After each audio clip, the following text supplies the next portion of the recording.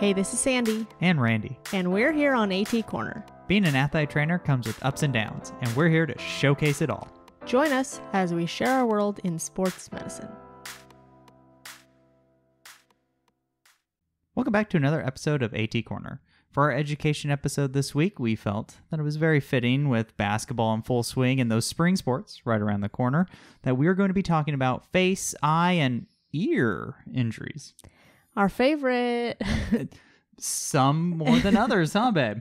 I think we definitely touched upon that, even though currently I have, I think, 3 facial injuries in a spring sport and both basketballs. Holy smokes. I'm not saying anything because I'm not trying to jinx myself, so. And not just one from each sport, like multiple. Yeah.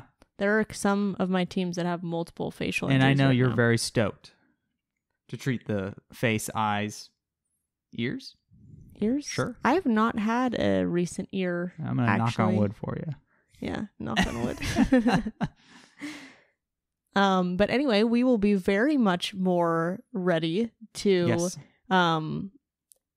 manage, treat, evaluate any facial injuries thanks to Dr. Irvin Sulapas, who we had the pleasure of speaking with at the Memorial Hermann Sports Medicine Update in earlier this year with Sports Medicine Broadcast. Mm-hmm. Big thank you to Jeremy Jackson for putting this all together, for inviting us, and for letting us be a part of this and letting us air it on the podcast as well. Yes. Oh my gosh, that was so much fun. It was really cool. Great presentations.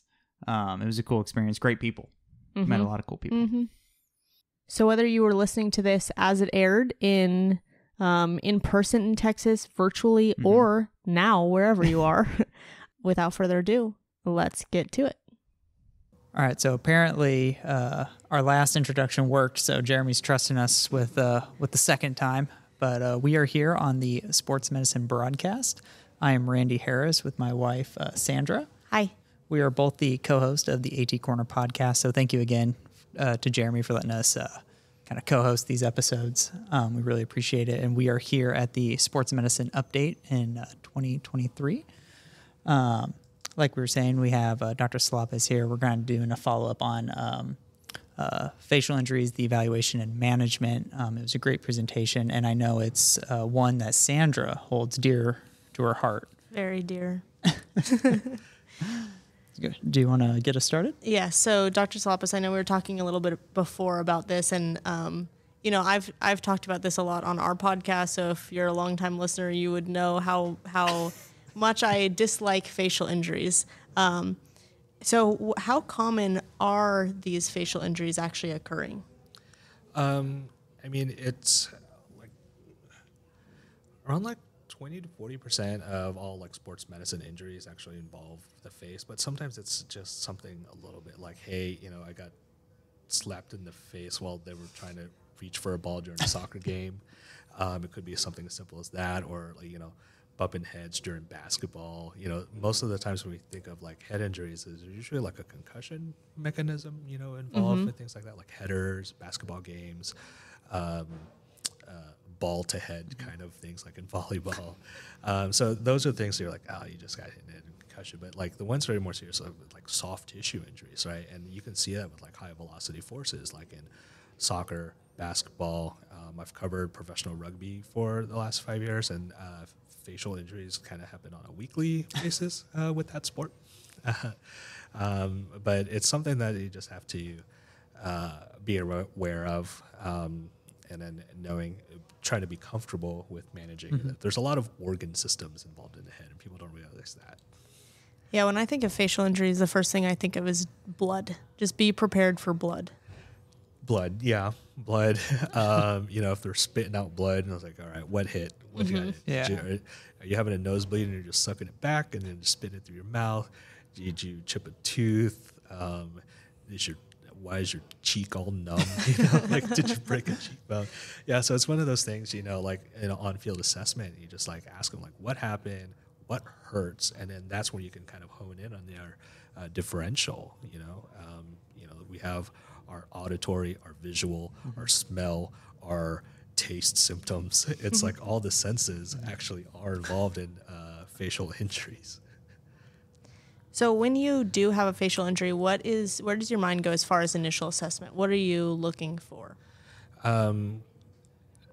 Well, hopefully, if I'm on the sideline and watching it, I'm watching that mechanism. But the first thing I go to is I go immediately to the player and I make sure that they are talking and having an airway, right? Because sometimes those things can be dicey real fast. Mm-hmm. So if they're like, "Ow, I think this guy just clipped me in the ear," or something, like, okay, good, you're breathing, you're talking to me, okay, and then I can hone in. So the very first thing I always think of is airway and communication. Once I've established that within the first 2 seconds, then I give a little bit of an exhaled relief, and then we'll see what's going on from there. Great question. Yeah. I know you talked a little bit about ecchymosis and when those could be potentially dangerous. Can you talk a little bit about ecchymosis and when to refer with that? Oh, yeah. So like in my talk, I was basically saying the two kind of ecchymoses or bruising that I really worry about is what we call the raccoon eyes. And it has to be both eyes, where they have that kind of raccoon eye look, where that bruising is on the bottom side of their eyes, because that's where you're concerned. Did they have a basilar skull fracture? Mm-hmm. And that is something that's hey, the brain is right there as well. And that's one of the things that you just have to hey, we need to send you to the ER. We need to get a CAT scan to make sure that your skull is okay. So that's one of them. The other type of ecchymosis is that when they see the ecchymosis on the behind the ear, we call that a battle sign. And typically they're also tender in the mastoid process, right in the base of the skull. And if they're tender there with some bruising, that's another sign for a basilar skull fracture, and that's the one where you go ahead and get EMS involved and get them to the hospital. For those kind of skull fractures, is surgery common for that, or is it just kind of hey, we're just trying to make sure the actual brain tissue's okay with the CT imaging and stuff? Yeah, it's usually with CT imaging. If it looks like it's a little crack, or if it's just really bruised, and it's just, but you have to assume, mm-hmm. With a lot of things, you just assume skull fracture until otherwise noted. Mm-hmm. So not all require surgery, but it's something that you have to rule out. Perfect.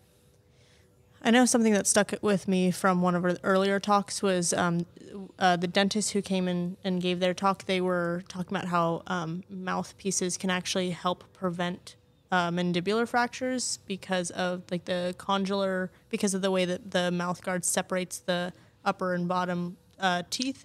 It actually takes the condyle of the mandible, it kind of brings it inferior and anterior. Mm-hmm. So I thought that was really interesting. And mm-hmm. then you kind of touched upon mandibular fractures in your talk as well, with just like you were saying with the airway and the management.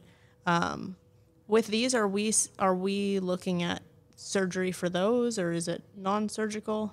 It depends on what kind of fracture it is. If it's one of those fractures that, hey, it doesn't look displaced, mm-hmm. then you can do conservative management and they'll be okay in a couple of weeks.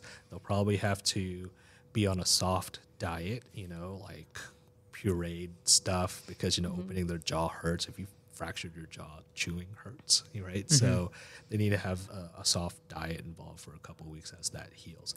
Now, the important thing about those athletes is that, especially if they're a high-level athlete, if in the elite high school, collegiate, professional, nutrition has to be important too, right? You don't want them to lose weight, lose mm-hmm. the calories, lose the protein that they lose because they can't chew their food, right? So you have to think of high-protein puree foods. And I know we have our sports dietitians here in this conference. I'm sure they have a better way of discussing that, but nutrition has to be one of the top things with jaw fractures to deal with, to make sure that when it's healed, we're not losing too much time off of or with recovery back to their sport. During that healing time for a mandibular fracture, what is the athlete allowed to do? I was just about to ask that. Yeah, what are they safely allowed to, what kind of activities? It's going to be as tolerated. If they can lift, if they can exercise, probably light exercise, because it's sometimes when you're really doing full circuit training and sprints, people tend to clench their jaws. Mm-hmm. You probably do. When you're trying to sprint, you're going to tighten up your jaws and stuff like that. So it's probably going to be light cardiac exercise, some weight training, to where that they're able to do something, but it's not like so stressful that they're trying to clench their jaw. And especially if they have fracture, if they're going to try to do too much, they're going to feel it as well. Interesting. Yeah, you never really kind of think of that until obviously you have a mandibular fracture. Right, exactly. In your talk, you also talked about just that difference between the return to play as far as like, hey, non-contact, hey, maybe 4 weeks, but if you're looking at a contact sport, it may be 2 to 3 months. For that contact athlete, what are you kind of looking for to make that determination of that return to play, maybe at 2 months instead of 3 months? Is there any criteria you're kind of looking for? It really depends on the sport and their position. Got it. You know, I've taken care of players with like facial fractures that even though the literature does say 2 to 3 months, I've gotten them back in a month. You know? It's like, well, you know, if, for example, sorry, I'm like relaying this back to like rugby because it's like the sport where facial injuries are like regular in the scrum. Like if you're like a forward in that scrum, right, and it's all like head to neck, you know, it's not just face, it's like head, neck, shoulder kind of stuff pushing against, you know, if they're that, then I'm like, hey, you may need to take a couple more weeks, maybe towards the 2-3 month part. But if you're like the guy in the back, you know, like you're a winger and your job is to just run fast and go with the ball, it's like, well, just try not to get hit in the face. That's always good advice. I like that. Yeah. And, you know, and in soccer, you know, if they're feeling pain-free and they're not having too much pain, they can open their jaw up and down, or if it's like a cheekbone fracture or something like that, and then if it's like a couple of weeks and it's healing, that's where you consider, hey, maybe you should just play with a mask. Got it.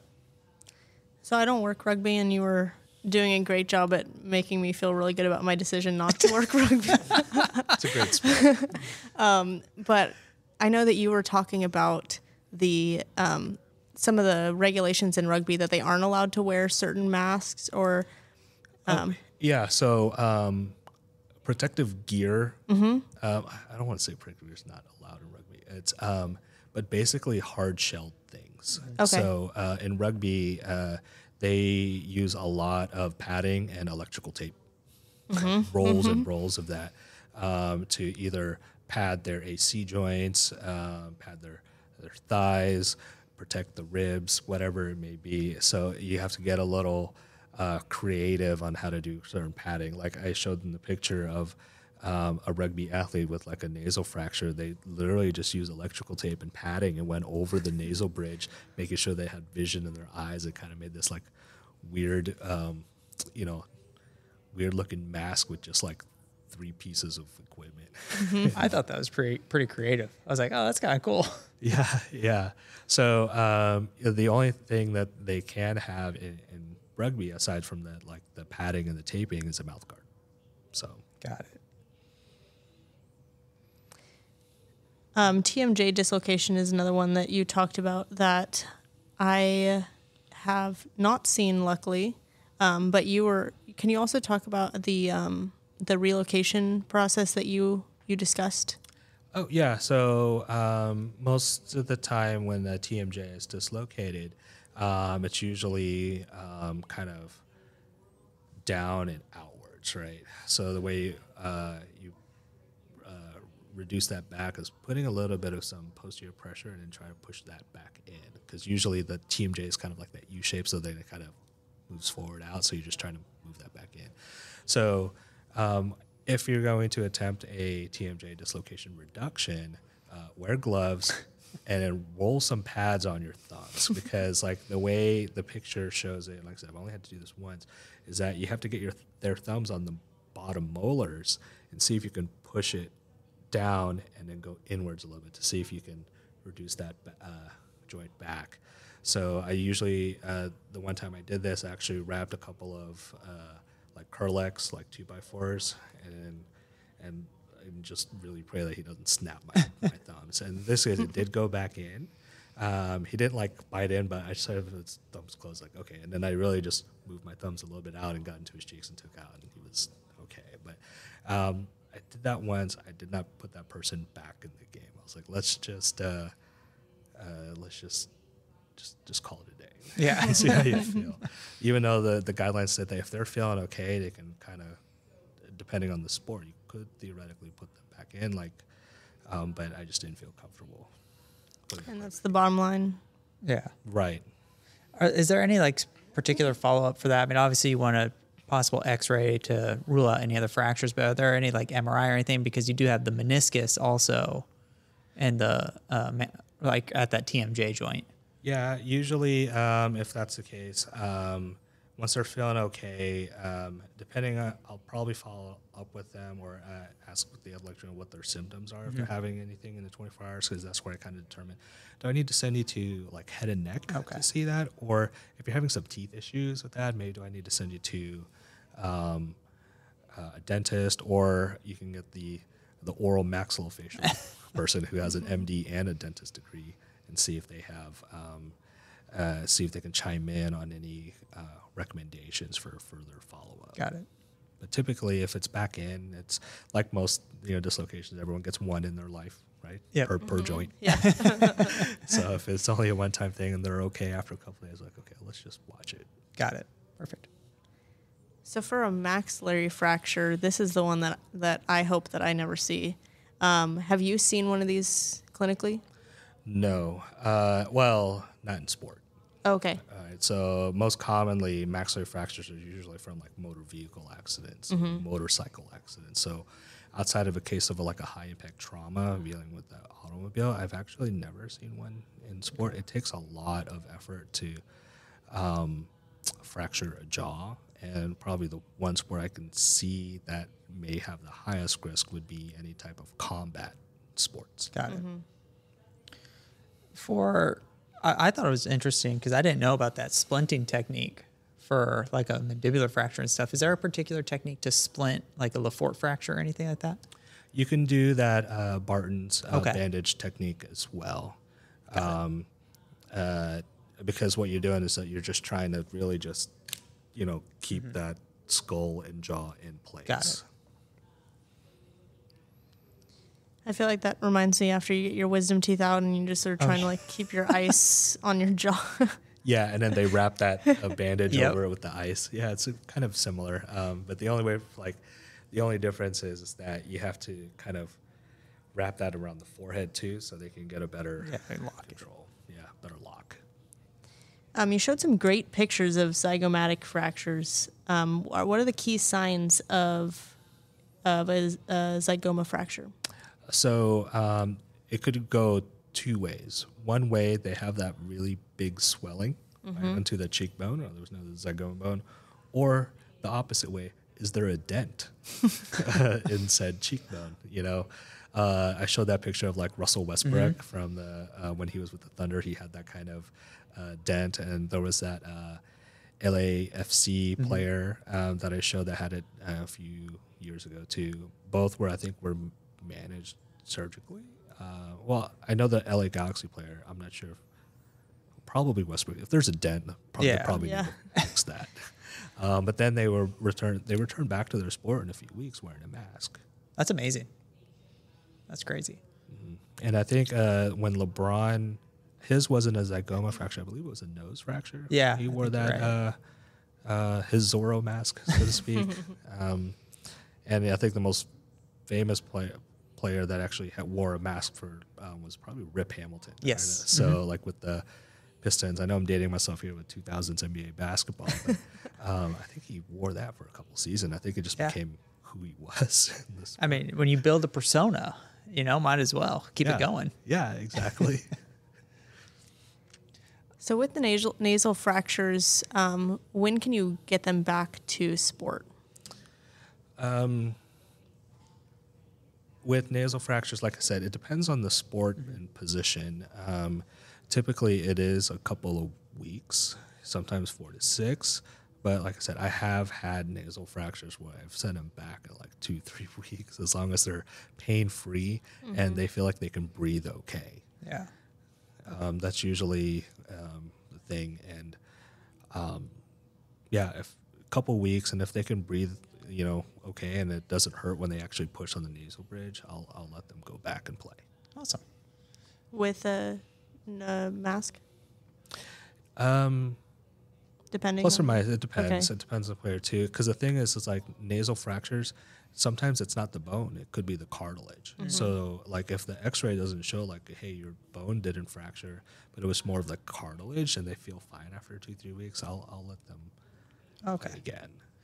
I've only seen one displaced cartilage of a nose, and it was jujitsu, and it didn't bleed. It literally was just displaced, and the kid could breathe okay, and we just referred him to get it reduced. But Right. Yeah, and that's sometimes the case too. And then in the case of like mask wearing, regarding that, sometimes the player just wants that for comfort, just to make sure it doesn't get injured again.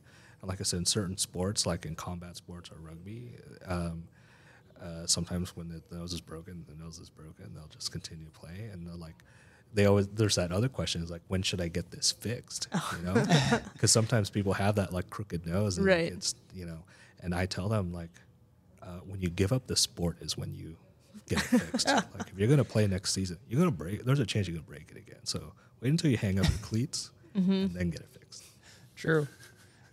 Speaking of the nose, you had a good chat on nosebleeds. Yeah. And we've all had that one athlete that, man, this nose just is not stopping. At what point is this kind of like an EMS call, like on a nosebleed? I would say with the nosebleeds is when they're actually having symptoms of kind of like lightheadedness or dizziness. When I think there's a little bit too much, because you know those things that just can just continuously bleed. Sometimes like over the course of like an hour, you're like, man, it's like I'm trying to stop this, it's still going. But I would say if it's like if they're feeling lightheaded or having a headache, I was like, hey, I don't feel good. Or if they're feeling nauseous or something like that with the nosebleed, you know, could there be other things involved with the nosebleed too? Are they having some like symptoms of like a concussion just like kind of emerging right in front of you while you're trying to manage this nosebleed? So Got it. so that actually brings up a good point because, you know, with nosebleeds, typically you want to have them leaning forward. But if they're dizzy or lightheaded, you would typically lay them back. So how would you manage that while you're... yeah, that's a tough one too. You know, it's maybe just like tilting the head and then just really just kind of pinching and seeing if you can do the best. Like, you know, maybe tell them to just maybe just sit down and not necessarily lay down. You know, that would be an option too. Because like the always concern is that if you have them lay down and they're feeling dizzy and they're still bleeding, what if that, you know, obviously that the blood can go down to the back of the throat. What if there's something more serious going on and they're kind of like waning in consciousness and they're out, and then you have to worry about like blood in the airway. You know, you have to concern about too.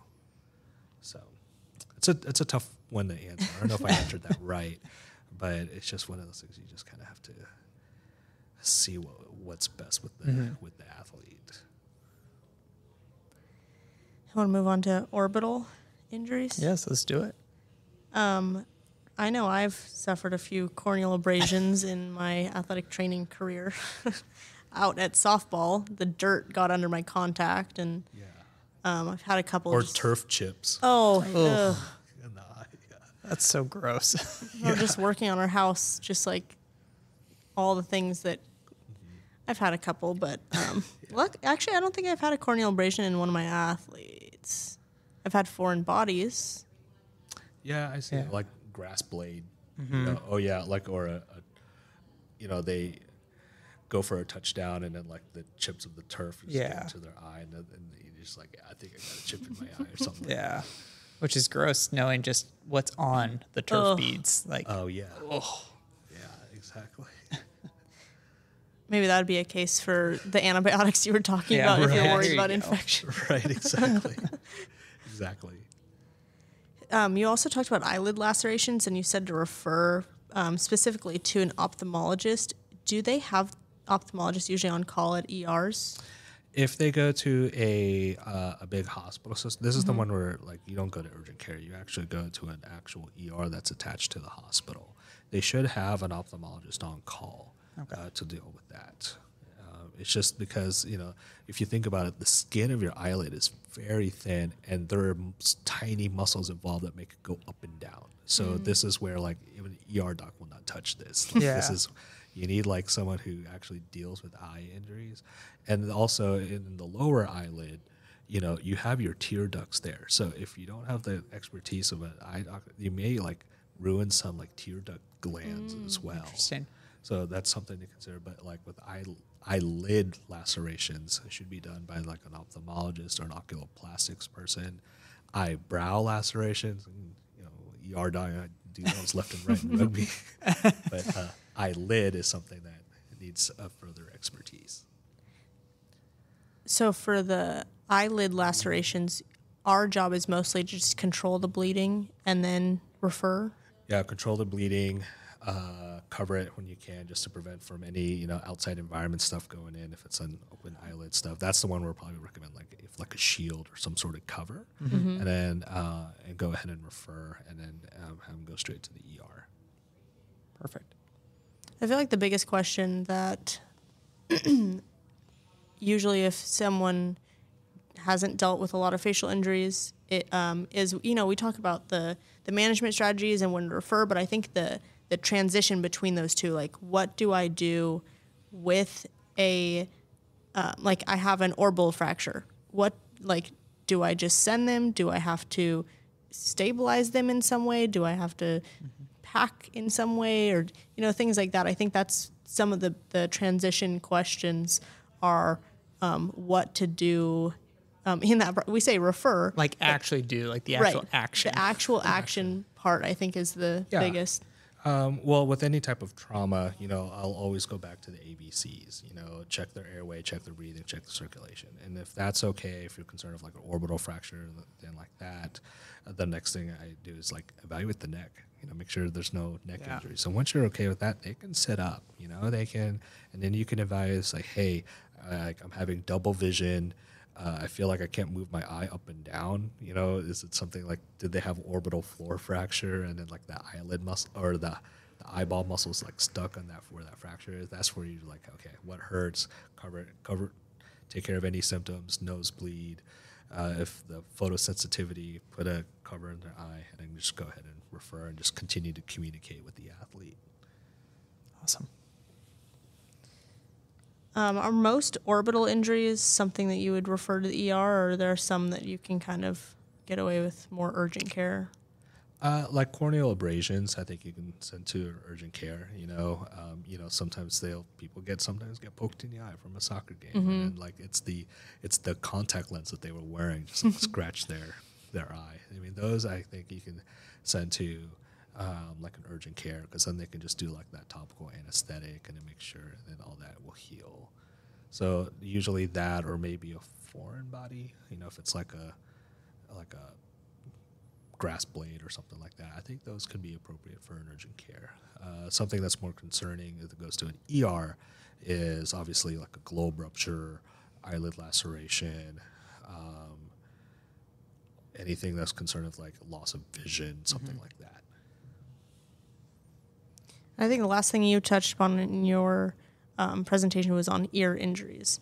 And I'm sure you've seen your fair share of ear injuries. But something that really stuck out to me was the ear magnets that you were talking about. Mm-hmm. Yeah, I don't know if you guys have ever heard of I've those. never seen that before. I thought that was cool. Yeah. And honestly, I didn't even know those existed until I started covering rugby. I didn't know even those was a thing. But there are magnets out there that you can put like right in the outside ear just to squeeze it.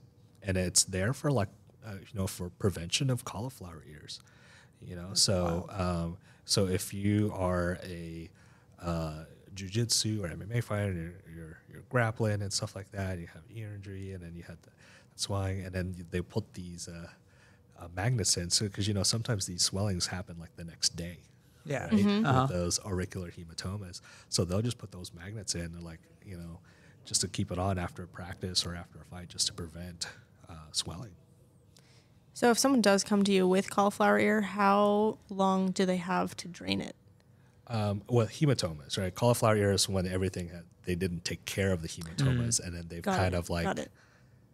created the cauliflower ear, and it's already like gelatinized as a cauliflower ear. But prior to that, they would have these like hematomas. So as soon as it's there and it's kind of mushy, I say, come in, let's drain it. I've I've taken like 10 cc's out of an ear. You know, Wow. And then the ear, once you take that fluid out, or that kind of like that blood that accumulated in there, they go back and retain their shape. And that's where, if the player has magnets, then they can do that. Or I wrap their head, just get gauze and just wrap their head and keep the tips of the ears just flat, and tell them to wear that for the next like 1 to 2 days. So okay. Make sure it doesn't reaccumulate. Awesome. Does it have to be like the same day that you notice that the hematoma is developed, or can it be within the week, or like? It could be within the week or within the next couple of days. Okay. As long as it's squishy, that means I can get some fluid out. If you wait too long, though, because things get resorbed and things harden, and that's where at that point I can't drain anything. It's part of you now. Yeah, it's there to stay. Right. Are there any really memorable facial injuries that you have had the opportunity to take care of? No, just kind of funny scenarios. Like I said, it's always, like a turf pellet in the eye, a blade stuck in the eye, some guy getting scratched with his like contact lens, and he's like trying to look for the contact. It's like, dude, just give up, man. You're not going to put that back in. Just play without your contact lens. Nothing memorable. I've had a lot of conversations about like return to play with like nose fractures and things like that, and and then getting them to return to sport. But and obviously, we're talking about all these like crazy facial kind of injuries, but the most common head injury I see, and I'm sure all of you, it's a concussion. So but that's a whole different topic. You got anything else, Randy? Nope, that was perfect. Well, thank you so much for sharing your expertise on facial, eye, nose injuries. We really appreciate it. Yeah. And one last tidbit I like to ask, remember, you have all 5 senses on your head. So those are the kind of questions that I ask, are you able to see? Can you smell? Can you hear anything? Can you taste anything? Can you move it? So think of your 5 senses as well, and that's where I kind of ask those questions and start honing in on differential after that. That's a good tidbit. Yes, I like that. That's something you can definitely use right there. Yeah. And thank you again to Jeremy Jackson for allowing us to share his microphone on the sports medicine broadcast. We really do appreciate it. You can definitely get in contact with Jeremy Jackson through his Facebook, Instagram, Twitter. He is out there, a lot of episodes. He's the GOAT. And I'm Randy with my wife, Sandy, from the AT Corner podcast. She knows all our fine print a lot better than I do. I know we have our Facebook group. You can find us on Instagram, AT Corner Podcast. That's probably where we're most active. Yeah. Perfect. And I'll channel my inner Jeremy Jackson, and that's a wrap. So it's kind of funny knowing the first time that when we first talked to Dr. Sulapas and how, I had a little bit of facial injury experience, but I feel like it really hit this semester with. Yes, it did. Get it? I have had, it really hit. It really hit. We've had elbows, we've had baseballs. In the face. Yeah, not places where you want them to hit. In general, you don't really want them to hit anywhere. That's very true. But I feel like now listening back to it again after having, I think I have 4 I think I have 4 face injuries right now. Yes. I think you're right on that. Fractures, teeth. Oh yeah, teeth. Nose. Yep.